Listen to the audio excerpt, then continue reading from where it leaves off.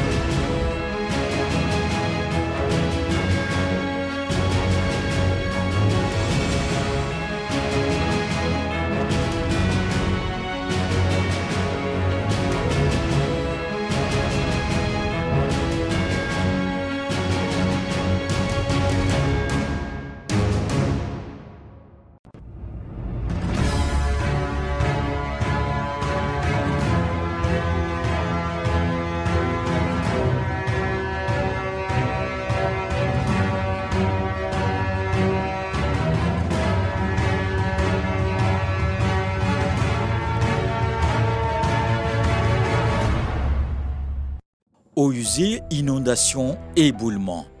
Le phénomène n'est pas nouveau. Depuis plus de 10 ans, chaque année à Abidjan et à l'intérieur du pays, la saison des pluies constituait déjà des moments de grande angoisse pour les populations. Avant, quand l'eau venait, par le pont qui est là, ça déborde. Et quand ça déborde, l'eau a déjà ramassé la clôture. Et l'eau vient l'eau rentre par les claustras. Ça monte, l'eau rentre, les sachets, les ordures, tout ça, ça remplit le temple, puisque la porte est là. Malgré que nous fermons même la porte, l'eau rentre quand même. L'eau rentre et déborde. Et nous passons parfois des jours en train de balayer, en train de nettoyer, en train d'enlever la boue. Dans les années 60 et 90, la question de l'assainissement était pourtant déjà prise en main par les pouvoirs publics d'alors, car personne ne pouvait parler d'urbanisation, de développement des villes, et en particulier à Abidjan, Yamoussoukro, San Pedro, sans planification ni organisation de la maîtrise des eaux pluviales et des eaux usées. Autant de routes ont été construites pour faciliter la circulation des personnes à l'intérieur des villes, et entre les différentes villes, on est en droit de se poser la question de savoir ce qui a été fait pour le rejet et le recyclage des eaux usées d'une part, et pour la maîtrise de l'écoulement des eaux de pluie d'autre part. Concernant l'évacuation des eaux usées, cette actualisation a préconisé la répartition de la ville en 3 zones, Est, Ouest et Centre, et la réalisation d'une station d'épuration dans chacune de ces zones en vue d'assurer le traitement des eaux usées avant leur rejet dans la lagune.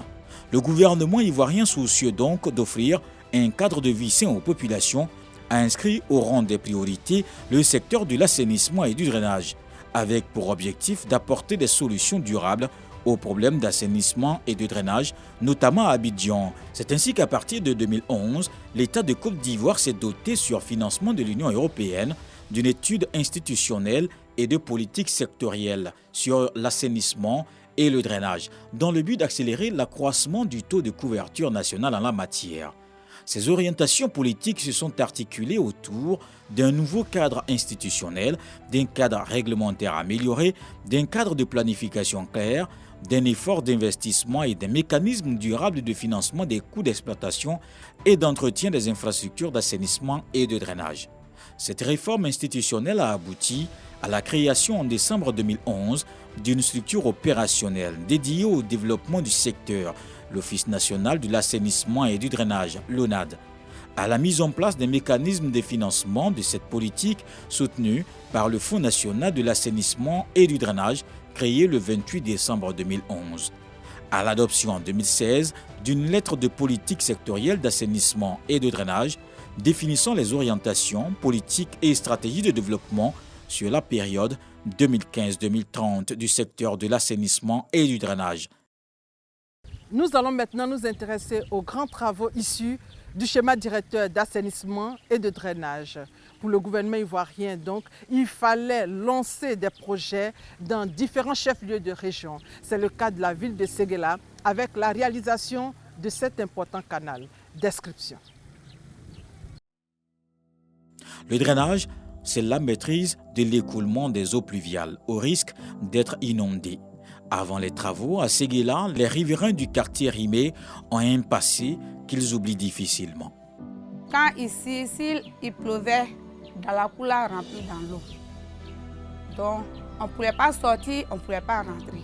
Si tu sors, s'il pleut derrière toi, toi-même tu as peur. C'est avant, quand il pleut, nous tous on a peur. L'eau courait, il n'y a pas rouge où l'eau doit passer.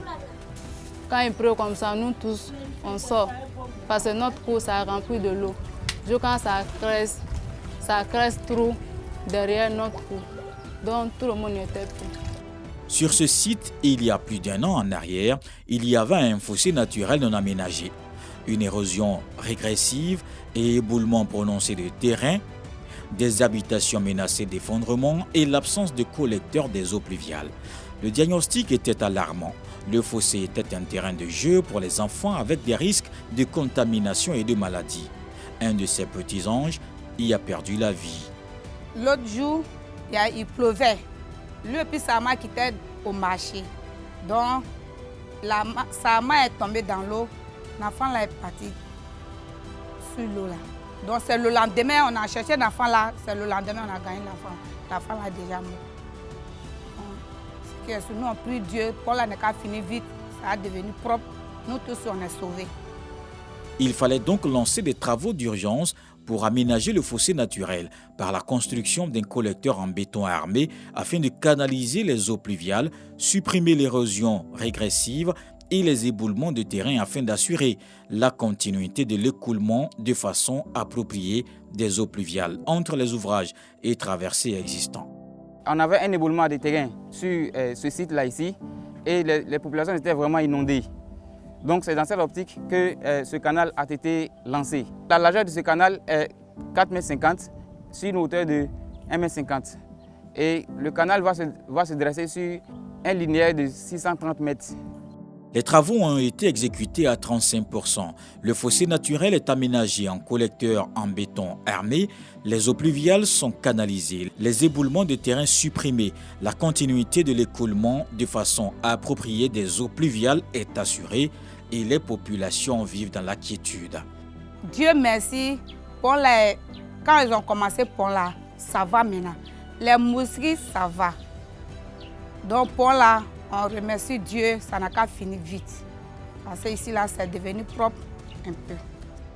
Des habitants du quartier Rimé soulagés, mais restent à peaufiner l'ouvrage et veiller sur les enfants. Ces mômes qui jouent à proximité du canal en faisant ignorer tous les dangers. Cette image illustre bien. Également, l'accès au site n'est pas facile. Il faut maîtriser ses pas, sinon une chute imprévisible. Mais il faut aller jusqu'au bout pour capter l'image du site. C'est un canal rectangulaire avec la réalisation de garde-corps métalliques de sécurité, l'engazonnement des talus sur 2520 m² et la mise en œuvre de perrets maçonnés sur 100 m². Les travaux de construction d'ouvrages de drainage dans la ville de Séguéla durent 10 mois. Coût 546 691 708 francs CFA.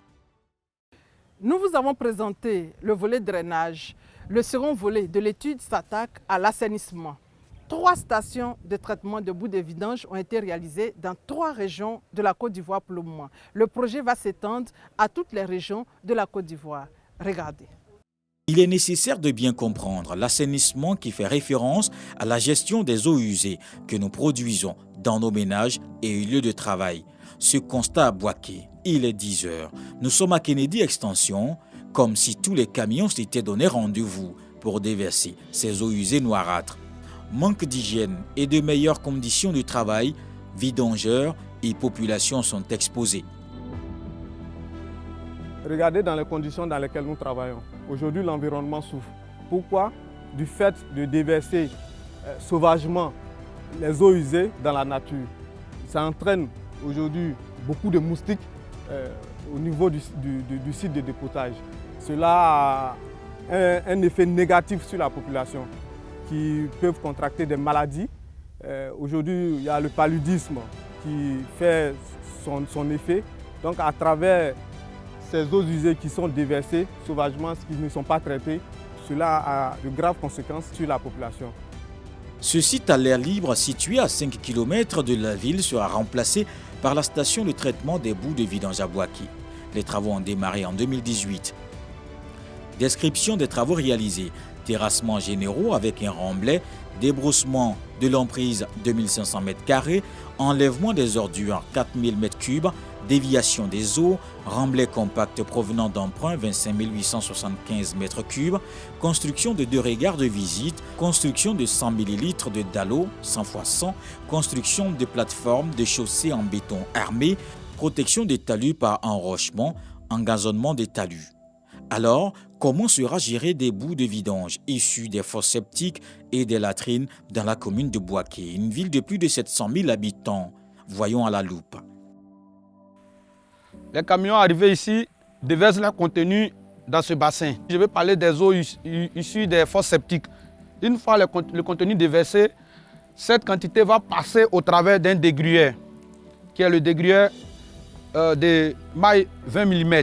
Après le passage au dégruyère, on arrive dans un piège à cailloux. Le piège à cailloux, son rôle, c'est de retenir les gros éléments, tels que les cailloux, les éléments, en tout cas tout ce qui est gros éléments qui vont passer au travers, ils vont reposer ici.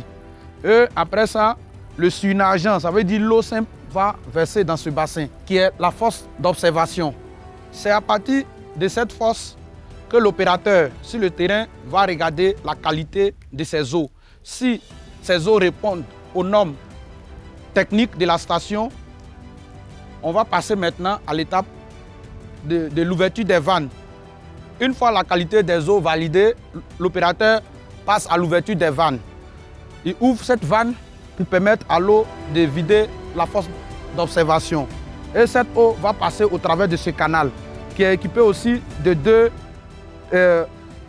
dégruyères à maille plus petite que le premier.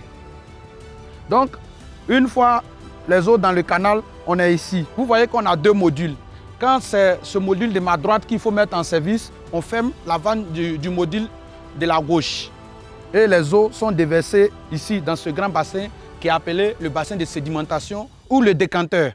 Ici, l'eau va monter jusqu'à atteindre un niveau. Pendant ce temps, il y a un dépôt de boue qui passe au fond du bassin. Donc, une fois le niveau d'eau atteint, le temps de séjour fini, on va ouvrir les vannes. C'est à partir d'ici qu'on pompe les boues issues du fond de notre décanteur. On met les pompes en marche et les boues sont pompées d'ici vers les lits de séchage. Après les lits de séchage, quand le temps a atteint, l'opérateur va venir racler et puis envoyer sur l'aire de compostage. Pendant ce temps, la fraction liquide, cette eau-là est recueillie par un drain qui est au fond et ce drain-là recueille les eaux. Et ces eaux sont acheminées vers le système de lagunage. Ici, c'est la dernière étape du traitement. Toutes les eaux issues de la ville, disons des fosses septiques, quand l'eau arrive ici, le circuit que nous avons vu tout à l'heure, ici c'est l'étape finale. Ici, la partie liquide est traitée et rejetée dans la nature. Pour rappel, une étude pour la réalisation du projet a été conduite dans 6 capitales régionales, avec la commune de Bouaké comme site expérimental du 15 au 19 décembre 2001. Cette étude a permis d'établir un diagnostic de la situation sanitaire de la gestion des boues de vidange dans ces villes. Des travaux de construction de la station de traitement des boues de vidange ont été lancés aussi à Abidjan, à Niamey. Pour les travaux d'aménagement du drain principal de Yopougon au Tel Kimi, il faut dire que le plan d'assainissement de la ville d'Abidjan, initié en 1975, a permis de réaliser l'essentiel des réseaux d'assainissement et de drainage de la capitale économique de la Côte d'Ivoire. Depuis lors, les différentes communes se sont développées de manière anarchique, sans un plan d'assainissement ou d'aménagement adéquat. Ainsi, les réseaux de drainage sont dépassés et n'arrivent plus à fonctionner correctement. De ce fait, la situation de l'assainissement est aujourd'hui globalement précaire à Abidjan. Particulièrement à Yopougon, pendant la saison des pluies, le Talouek de 3,5 km allant du Dalo Kimi à la lagune Lokwa en passant par la pharmacie Sainte-Rita cité Coprime, est le théâtre d'éboulements entraînant des dégâts matériels importants, la destruction de la voirie et des pertes en vie humaine. Je suis ici depuis 2001, environ 20 ans. Et quand je venais là, le trou était juste un tout petit trou.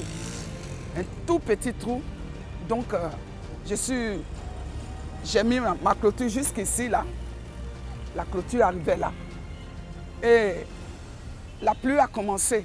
La première année, il a plu et il y a eu des éboulements. Et en 2009, il y a eu une grande pluie où la clôture, toute la clôture est partie. L'église était exposée. Et là, on a même eu beaucoup de problèmes parce que le trou est venu jusqu'à dans l'église. Le trou était dans l'église. Et on ne pouvait plus faire de culte parce que les gens partaient à cause du trou. La vie des enfants était menacée. Et il y avait beaucoup d'odeurs. Tous nos biens sont partis. Et une fois, la nuit, nous avons entendu un grand bruit. Et quand nous sommes sortis, tellement qu'il pleuvait, et j'ai vu un taxi qui passait. Et le taxi a été emporté par l'eau. Et il y avait 3 personnes à bord de ce taxi ce jour. Et le taxi est tombé dans le trou. Les pompiers sont venus faire des recherches pendant des jours. Mais nous n'avons pas appris que ces personnes ont été retrouvées. Des enfants tombaient dans l'eau. On ne les retrouvait pas. Et c'était vraiment difficile. Pour nous, les riverains, c'était difficile de voir des personnes partir avec les eaux de cette manière. Tout le quartier était en danger. Tout le monde était en danger. Ce trou était un trou vraiment pas possible parce qu'on ne voyait pas la profondeur. Mais aujourd'hui, nous disons merci à Dieu et à l'État de Côte d'Ivoire qui nous a donné ce travail qui est bien fait. On n'a plus de problème d'eau quand il pleut. Tout est bien et on dort tranquille. On dort tranquille. Puisque nous sommes juste au bord du trou, nous dormons tranquille. Nous disons merci. Cette situation a valu, en juin 2016, au gouvernement d'initier sur financement additionnel du Préici les travaux d'aménagement du réseau de drainage de Yopougon pour mettre fin, sinon réduire, les inondations et freiner les éboulements et glissements de terrain. Les travaux ont consisté à bétonner le Taloueg sur le tronçon Kimi à Lokwa sur une longueur de 3,5 km, réaliser une piste cyclable tout le long du canal, réaliser un réseau pour le raccordement des populations, réaliser des fosses septiques et des garde-corps tout le long du canal. Port-Boué, aéroport. Cap Sur, les travaux de réalisation de la nouvelle station de pompage des quartiers Sirène et Atlantide. Il s'agit de la station de refoulement qui permet de pomper les effluents vers les réseaux gravitaires qui alimentent la station de pompage. Taux d'exécution des travaux qui ont débuté en mai 2019, 95%. Reste la réfection de la voirie et le raccordement des réseaux existants sur le nouveau réseau. Sur financement de la Banque mondiale, la réalisation de 6 schémas directeurs d'assainissement et de drainage à Bengourou, Bouaké, Daloa, Korogo, San Pedro et Yamoussoukro de 2014 à 2019. La réalisation de l'étude de drainage des bassins versant Est, Banco et Yopougon et Ouest Cocody de la ville d'Abidjan. Sur financement de l'État de Côte d'Ivoire, la réalisation des 8 schémas directeurs d'assainissement et de drainage Bandoukou, Daoukro, Dimbokro, Gagnoa, Grand Bassam, Man, Odiéné et Séguéla. Sur financement de l'AFD C2D 2,3 milliards, l'actualisation du schéma directeur d'assainissement et de drainage du district d'Abidjan en 2018. Sur financement de la BAD 18 milliards, la réalisation de l'étude globale sur le bassin versant du Gourou en 2017. En matière de prévention des inondations, de gestion des eaux usées et des boues de vidange, sur financement de la BAD, notamment la construction de 4 barrages, hôpital militaire d'Abidjan, Paillé-Est et Paillé-Ouest en 2017, la réhabilitation de 3 barrages écréteurs existants Dokui-Ouest, Dokui-Est et Agban en 2017, la réalisation de 417 latrines à Katiola et Bouaké. Depuis 2018, le taux d'accès à l'assainissement a enregistré une amélioration et se présente comme suit. 32% au niveau national contre 22% en 2011, 49% en milieu urbain contre 33% en 2011, 16% en milieu rural contre 10% en 2011. Dans sa volonté de donner fière allure à la capitale économique Abidjan, le gouvernement ivoirien a lancé une réforme du secteur de la salubrité. Cette réforme a pris forme à travers un nouveau mécanisme moderne et intégré de gestion des déchets. L'un des volets importants de cette réforme du secteur de la salubrité est la construction d'importantes infrastructures de salubrité. Commençons par le site de la décharge d'Akwedo, désormais fermé. La décharge d'Akwedo est un site qui a accueilli tous les déchets d'Abidjan de 1965 à 2018. Et à ce jour, le gouvernement, voulant réduire les nuisances vu le développement de la population autour de la décharge, a décidé de transférer la décharge hors d'Abidjan. C'est dans ce cadre que la décharge d'Akwedo a été fermée le 29 décembre 2018. Le plan d'urgence de fermeture de la décharge publique d'Akwedo, désormais, les ordures ménagères de la ville d'Abidjan sont transférées sur 2 sites, à Anguédédou, à Abidjan-Yopougon. Le gouvernement a donc décidé de s'inscrire parfaitement dans la dynamique de gestion moderne des déchets en respectant les questions environnementales, nécessitant la construction d'infrastructures modernes, des centres de groupage, des centres de transfert ainsi que des centres de valorisation et d'enfouissement technique.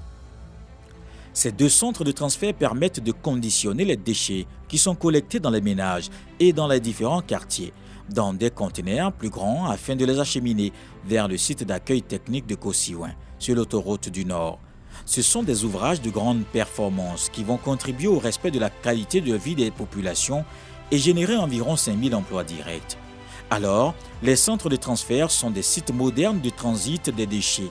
Sur cette aire de stockage intermédiaire sont rassemblés les déchets collectés dans les différentes communes avant leur transfert au centre de valorisation et d'enfouissement technique. Situé à Kosiouin PK45 sur l'autoroute du Nord, le centre de valorisation et d'enfouissement technique, entendez le CEVET de Kosiouin, permettent d'éliminer les déchets dans des conditions respectueuses de l'environnement. Dans ce centre de Kosiouin, il est prévu des casiers imperméabilisés en dessous et sur les flancs, par des mesures de protection passive et active qui permettront d'enfouir des déchets par couches successives alternées de couverture avec du matériau inerte. Ceci permet de réduire les odeurs et les envols des déchets. Elle est dotée d'un système de récupération des eaux usées provenant des déchets et de les traiter tout en les réutilisant pour l'arrosage des déchets, d'un système pour récupérer et traiter le biogaz qui pourra être transformé en énergie électrique. Explication. Aujourd'hui, le traitement consiste à remodeler tous les dômes de déchets qui étaient sur le site pour pouvoir stabiliser, assurer la stabilité et permettre l'évacuation des eaux de surface. Ça, c'est pour la première phase. Pour la deuxième phase, il y a des forages qui vont se faire pour permettre de récupérer tout ce qui est lixivia et les gaz produits qui sont empiégés dans ces masses de déchets. Par la suite, il y aura la pose d'une membrane d'étanchéité sur laquelle on mettra de la terre végétalisable pour pouvoir aménager le parc paysager et tous les espaces de sport et de plaisance.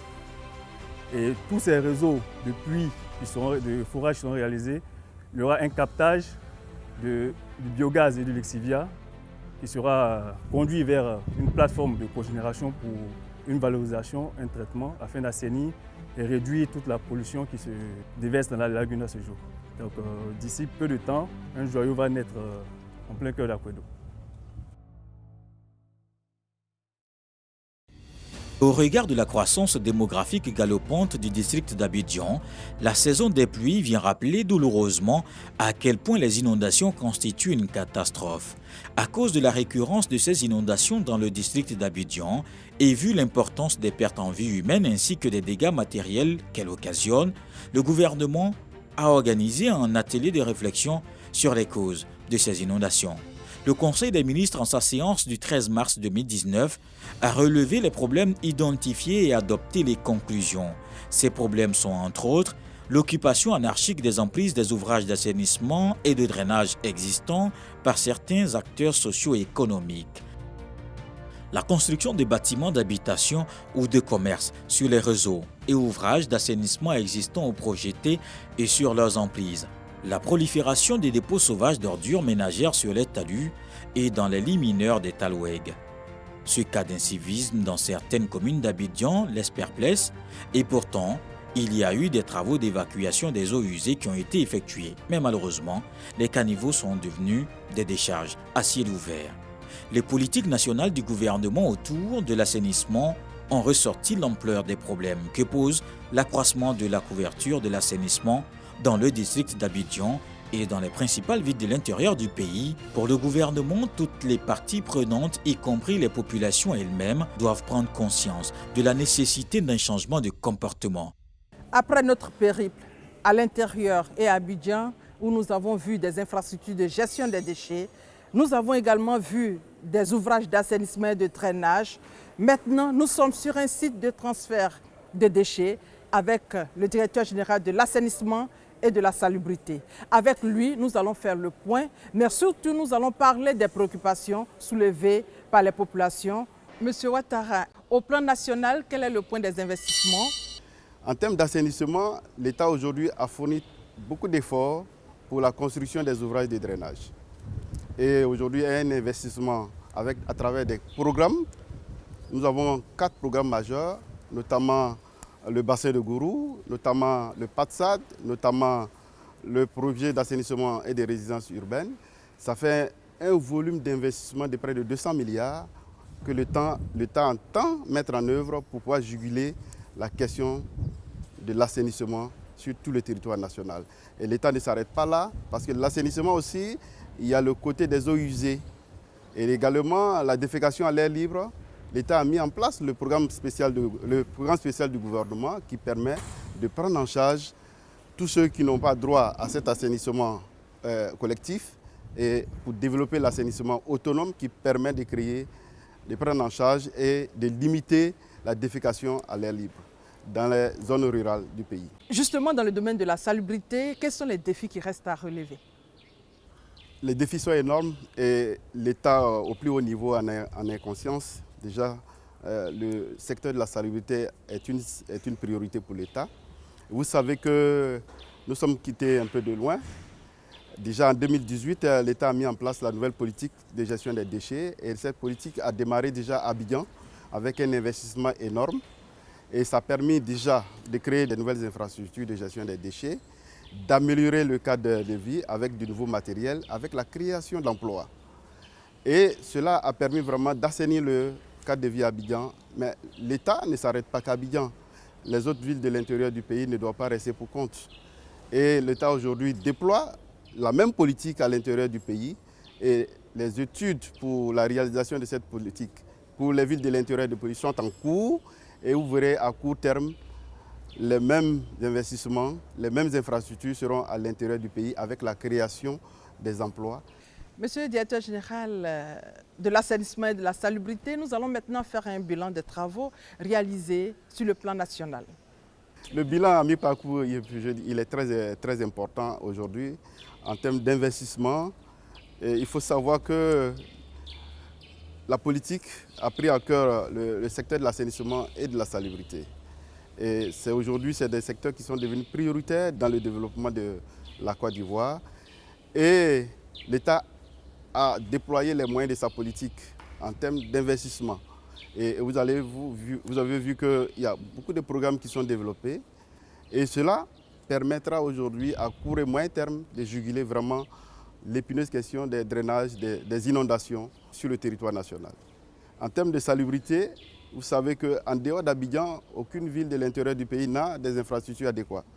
Et donc, l'État a aujourd'hui un projet énorme, qui est le projet de gestion intercommunale, qui permettra aujourd'hui à chacune des localités, surtout chacune des 32 chefs de région, de bénéficier de toutes les infrastructures appropriées pour la prise en charge adéquate des déchets. Parlez-nous des perspectives pour terminer. Bientôt, vous aurez près d'une vingtaine de localités qui bénéficieront d'un système d'assainissement adéquat. Et également, Dans les schémas directeurs, il y a des programmations à moyen terme dont l'État est en train de chercher les financements pour pouvoir vraiment assurer tous les travaux programmés dans les schémas directeurs. Merci, M. Ouattara Lanzeni, pour toutes ces informations. Je vous en prie. Je rappelle que vous êtes le directeur général de l'assainissement et de la salubrité. Avec vous, nous avons parlé et nous avons échangé sur certaines préoccupations des populations et vous avez fait le point des investissements dans le domaine de la salubrité, du drainage et de l'assainissement. Merci d'avoir répondu à nos préoccupations. Voilà, c'est la fin de ce magazine d'information, le magazine La Côte d'Ivoire en marche, réalisé par Cissé Images. Merci de votre fidélité.